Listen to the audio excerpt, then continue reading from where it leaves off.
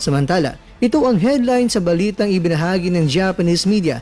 Itong si Inoue nga ay mas eksklusibo na boksingero kung ikukumpara mo yan kay Tank Davis. Pero kahit alam naman natin mga kakwento na ayaw pa ngayon na pausapan ang dream match na Inoue at ni Davis ang promoter ni Inoue na si Bob Arum. Pero sa Japan ba, umaalingaw-ngaw pa rin ito dahil alam ng mga Japanese na talagang kikita ng malaki ang kanilang pambato kung sakaling may kasa ang laban ng dalawa. Kung ating matatandaan, noong nakarang buwan ng Mayo ay na-interview itong si Davis at sinabi niya na napaka-imposible na may kasa ang laban nila ni Inoue dahil 3 dibisyon ang pagitan nilang dalawa. Pero ayon kay Davis ay papalaga naman niya itong si Inoue kung itong si Inoue ay akyat sa 130 pounds o sa super featherweight division.